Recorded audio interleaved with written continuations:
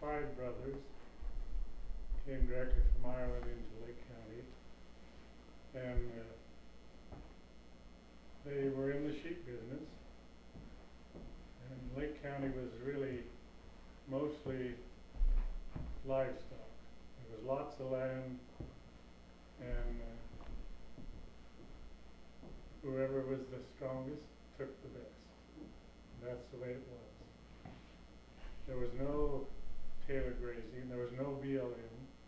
You took your animals and you went where the feed was, and you made circles around Northern California, Southern Oregon, and according to the seasons, you were in the mountains or the deserts. And that's the way things were.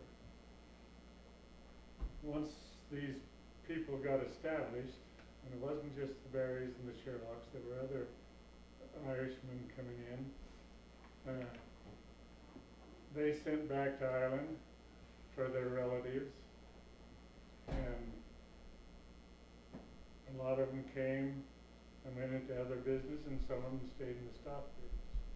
One of the things that they did, of course, everybody was broke coming to this country.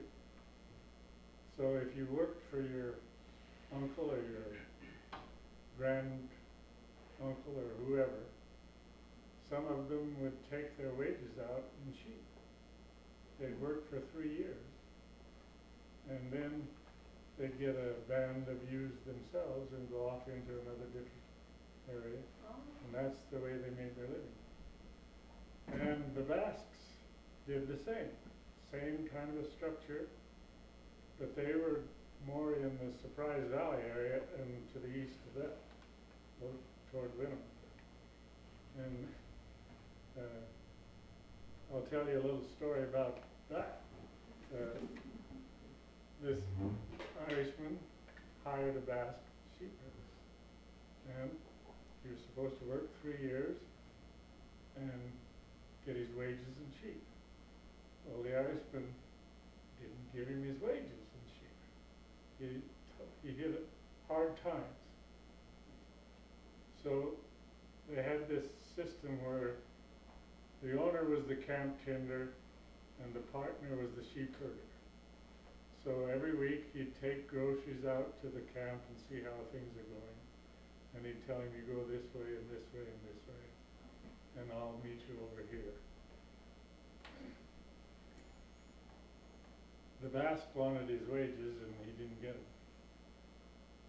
So he had this nice young band of sheep, and he knew that the owner was coming on this certain day, and he'd already made arrangements with some of his relatives and Basque friends to the east.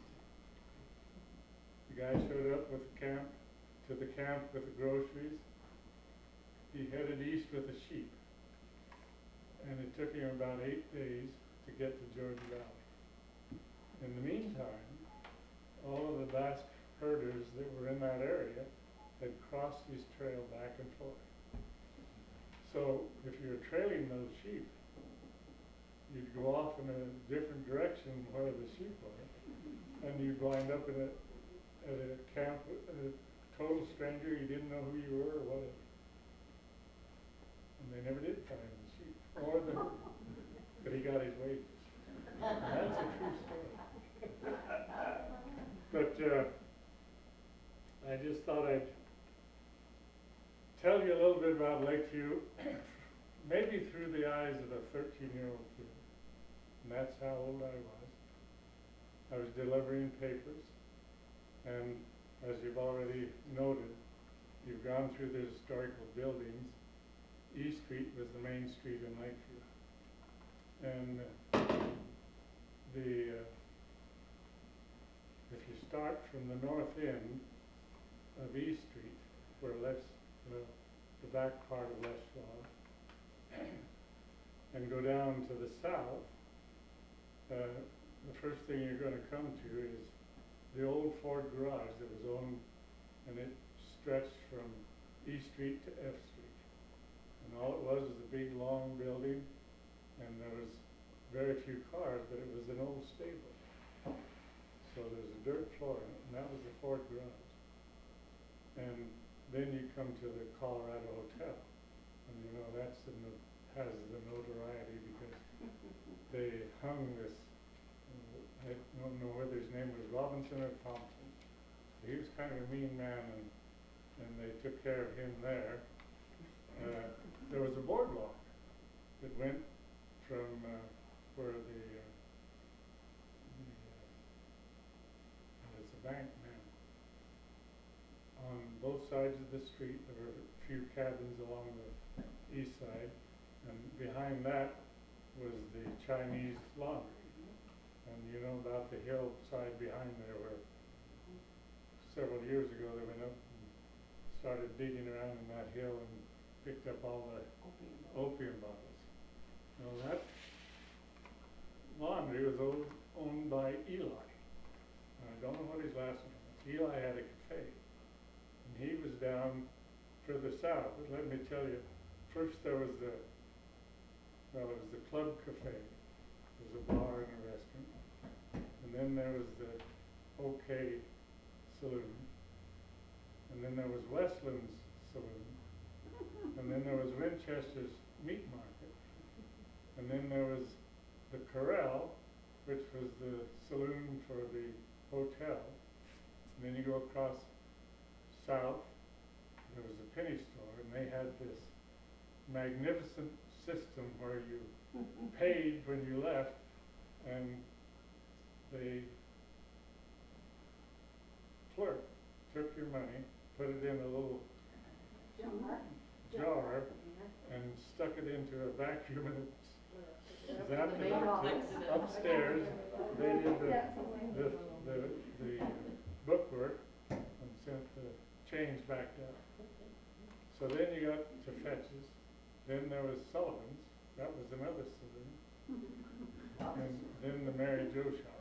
But in between there was the jeweler. Eli's Cafe. Eli's Cafe was just south of the Fetch's store, which I think probably where there's a little novelty shop there now. 39. Yeah, no, it isn't the 39ers south of that. But Eli couldn't read, and I had newspapers. And about every third day, I'd get a bowl of noodles for nothing if I'd go in and read the paper to him. And he'd always want to know about the news. So I'd say, well, Pope Pius X died. Well, what about the Japanese and the Chinese? He wanted to know about the war. There was a war going on there from 38 to 44, somewhere in there. So I'd tell him all about that, read the headlines. So I got my lunch there. It was actually a late lunch, but it worked. And Eli was a big man. Of course, if you're only 13 years old, everybody's big. And Thornton's had a pre-scale that as you go into their drugstore, and I go in there every day and weigh myself. Yep. And I never did hit 100 pounds on that scale. So that was the layout pretty much of Lakeview. Matt the tailor. Wait a minute, what, when you went to the Old South Valley Bank and went in to sell a paper in a bar? Oh, Remember? well. Kids were not allowed in bars. They wouldn't let me go upstairs.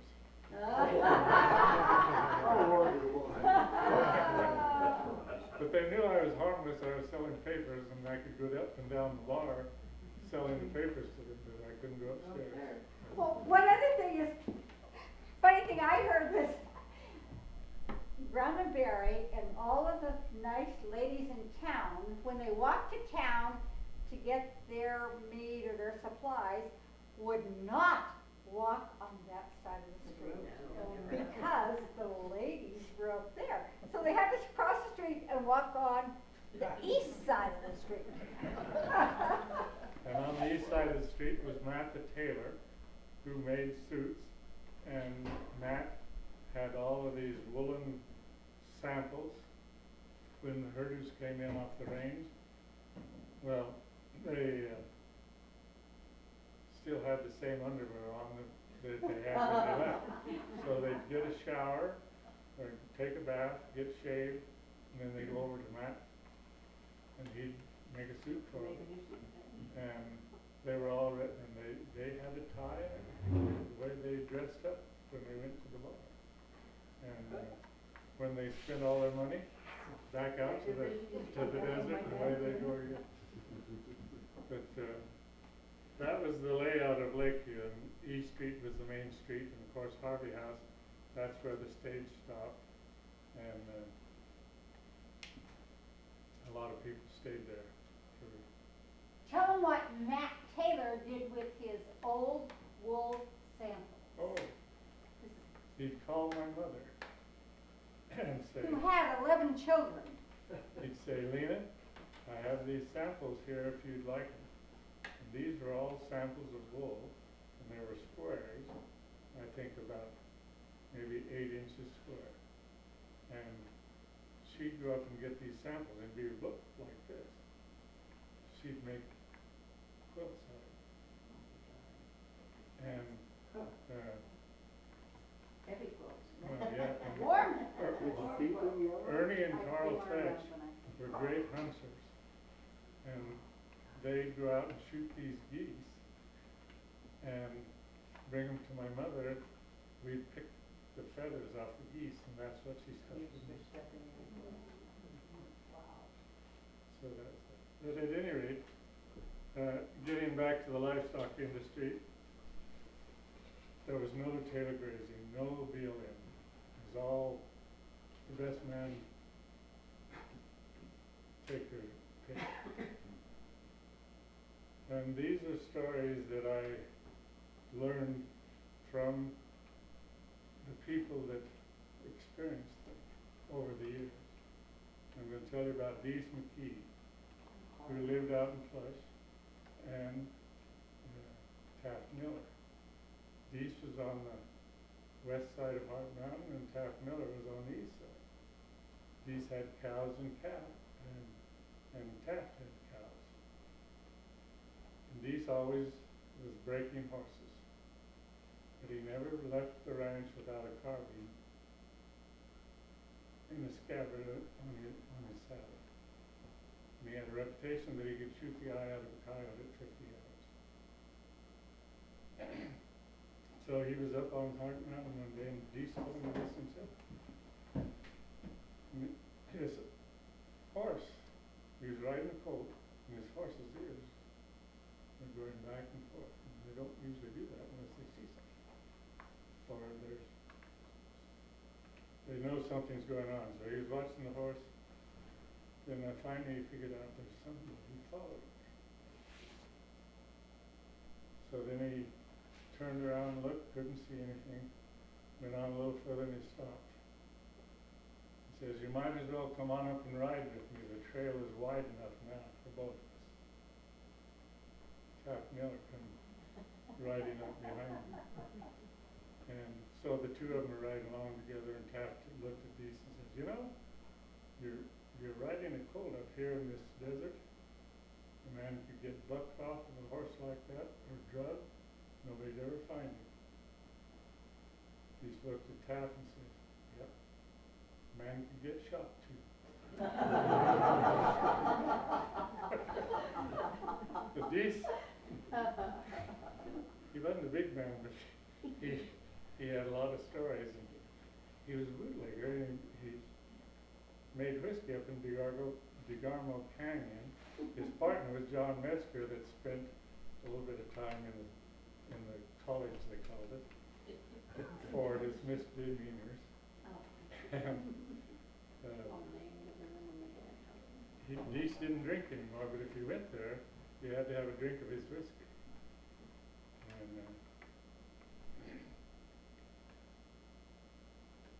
John Metzger, mother, lived about 4 or 5 doors down from our house in town. And every once in a while, Minnie, that was her name, would get into some of Reese's and John's whiskey, she'd come up to my mother. The story, well, I won't even tell you the stories. So, but at any rate, there was such things as range wars, and it really happened around Lakeview. The sheepmen came in and they took whatever feed they thought could be had, and of course they were encroaching on the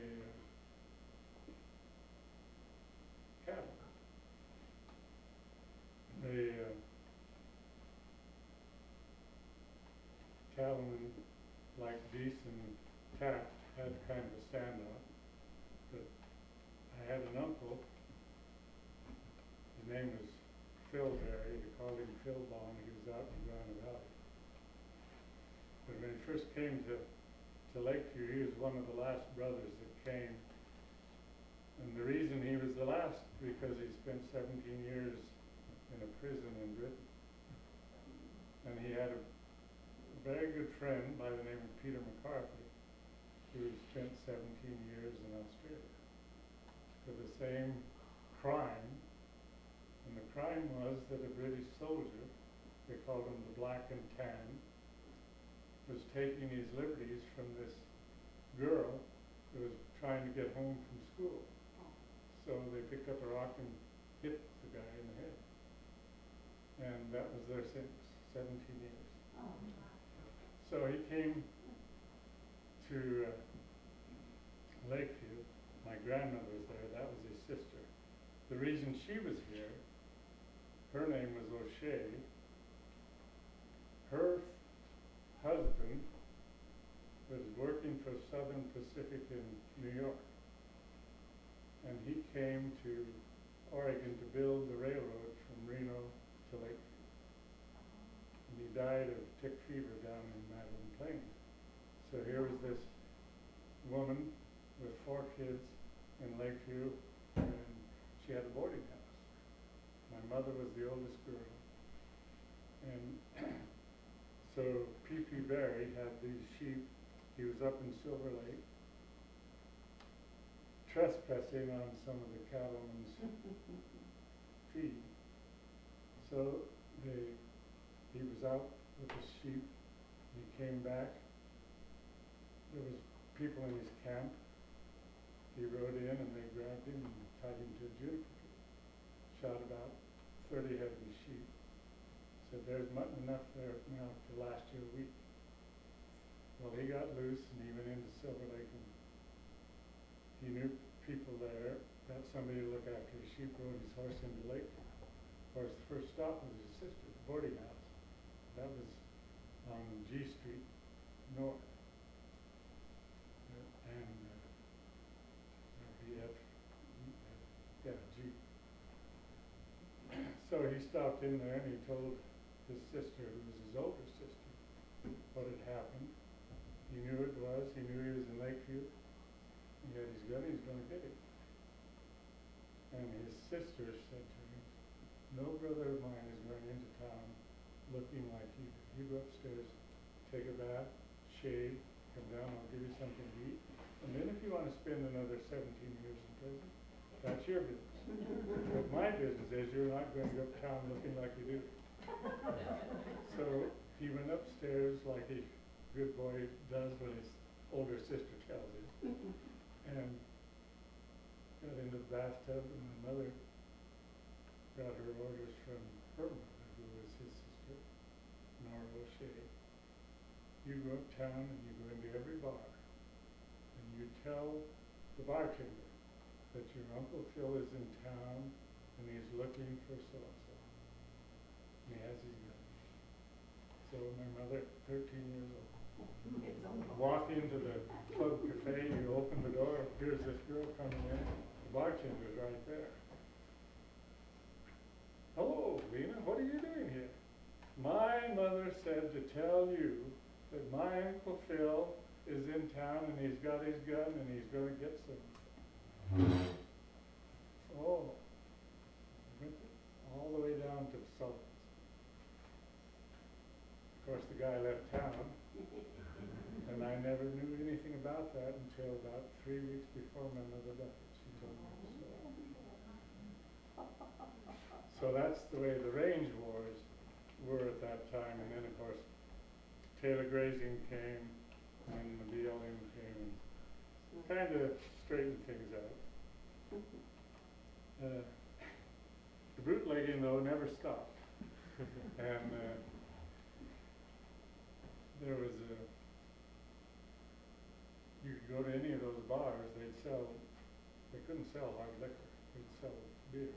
But out in the alley, they'd be sitting, well, let's say where the US Bank is now, and the parking lot for the Washington Federal. There's an alley through there, and they'd be sitting, the bar patrons would be sitting out there, they'd be drinking whiskey in the bar, and then of course the kids, this is before my time, would be going down the alley and picking up these bottles and selling them back to the bootleggers to fill them up again. And so they'd buy this bottle of booze and they'd pass it around. So they'd put their thumb on the mark and they'd take a drink and they'd come down, and if they hadn't hit their thumb, they'd take another drink until they got to their thumb. When they got to their thumb, that was their share, and they'd pass the bottle. So my Uncle Daniel, he was about 12. He was serving Mass. And if you've ever been to Mass, you know, they have the bottle or the little cruse of wine and water, and they give it to the priest. In those days, they poured it into the chalice. So this Daniel had been up in the alley collecting bottles, and he saw what was going on. So he picks up the cruet, puts his thumb there, and then he holds it up like this. Everybody in church knew exactly what he's doing. It was major. So that was all that the priest got. He hit his thumb first crack. There was a lot of sweets. It wasn't just Irish in Lakeview at that time. There were 7 mills here. There were a lot of Swedes and Norwegians, Germans, Czechoslovakians, a lot of the Balkan country people that were working in the sawmill, either the sawmill or the woods. And if you went to the library, which is where the City Hall is now, they'd have all these papers, and they were stacked, you know, hanging. There was a stick about this long, and they'd hang the papers on that stick and put them in there of all these different languages, and you'd see these same people in there.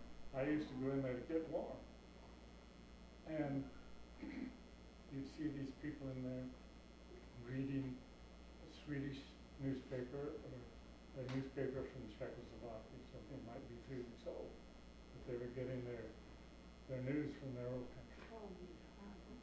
And they were speaking the language that they came from. And they kept their customs, and they were really very interesting people. I can remember Mrs. Lovenberg used to come up to do her shopping at the Safeway, which was part of just south of the 39 now. That was before they built the new Safeway, which is now the US Bank. She'd come up there on her skis, shop. And I used to have my bicycle, and this was after the fire of the early 1900s. And behind the East Street, there were still holes where the basements were.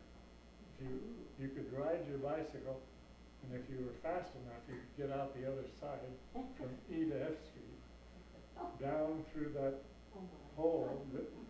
The hole was where the US Bank was, and there was another hole where the parking lot for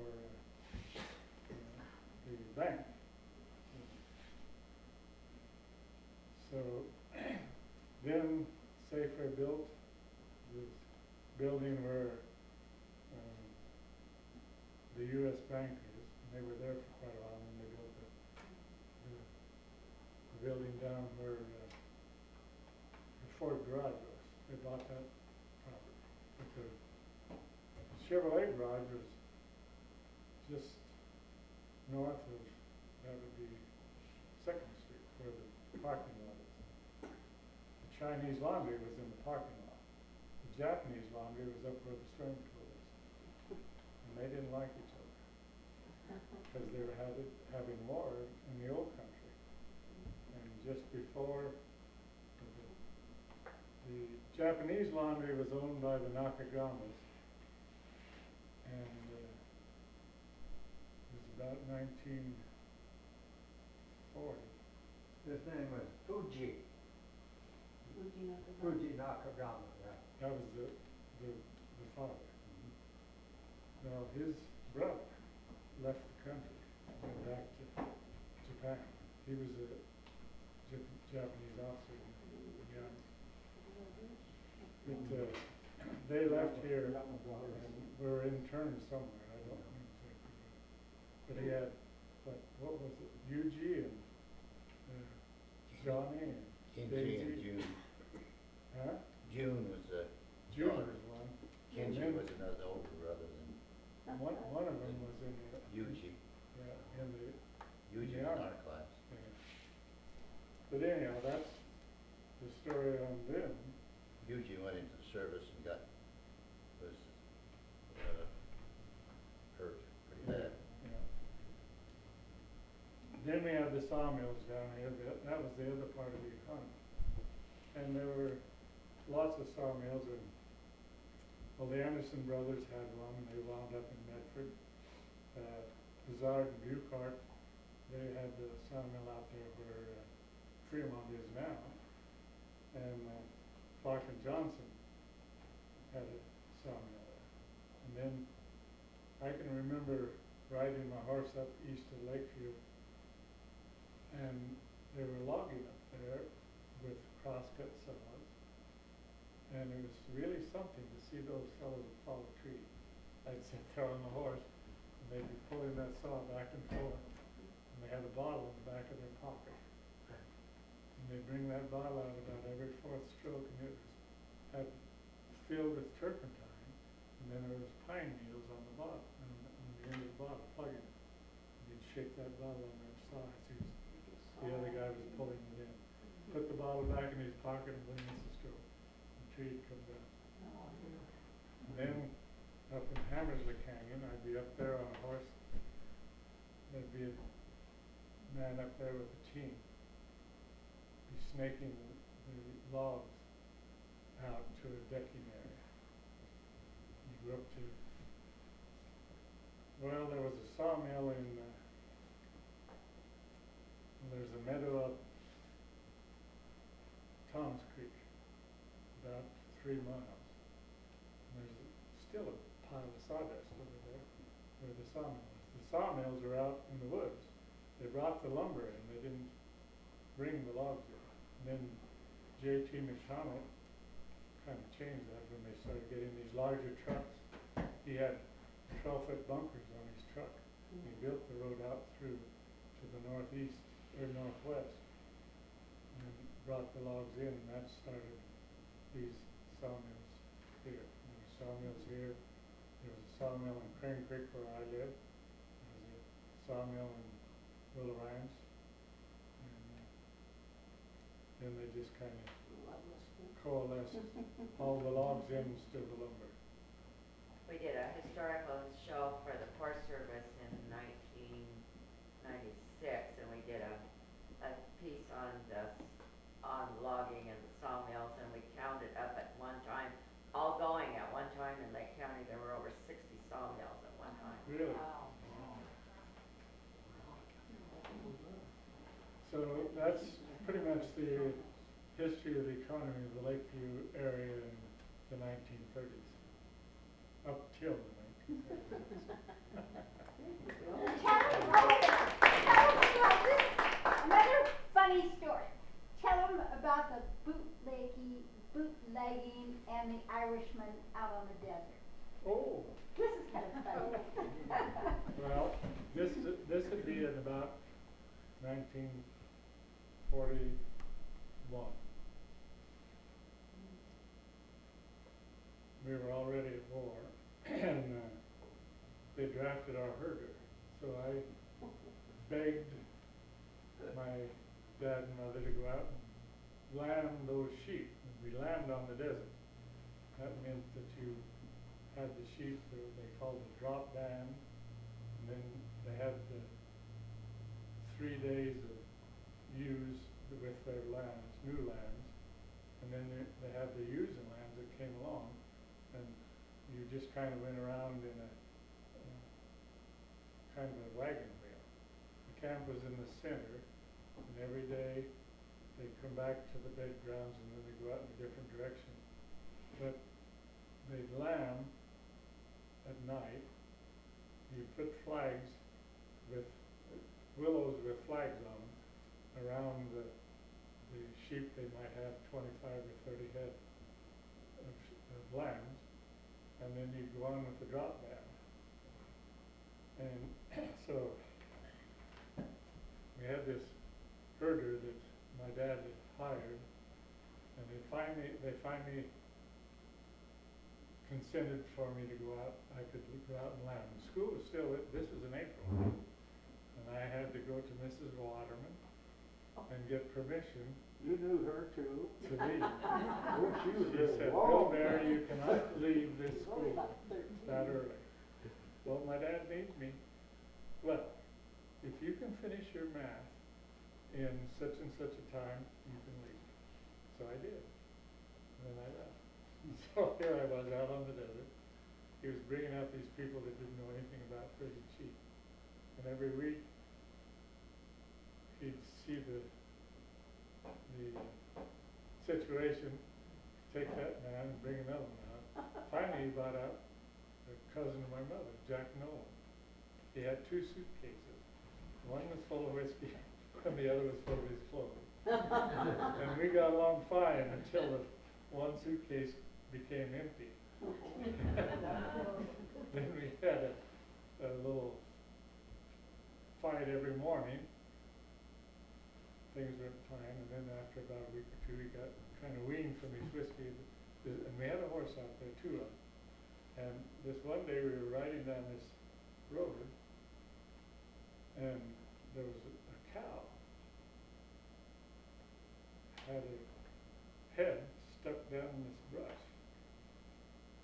and it was right where a little creek that was dry went across the road. And the roads at that time, if you had a Model A Ford, which they did have, you didn't go more than 5 miles an hour because there was nothing but rocks. So I rode up to this brush. This cow had her nose in, and here was this shiny object. And I got off the horse, and here was the gallon jug. I said, "Jack, look at this. What is this?" He says, "Where'd you get that?" I said, "It was here in this brush." "My golly, Billy, that's one we missed." He said, "What do you mean?" He said, "Well, 15 years ago, there were 15 camps out here, 15 bands of sheep. The bootlegger would come along in a Model A Ford pickup, and he'd be full of whiskey.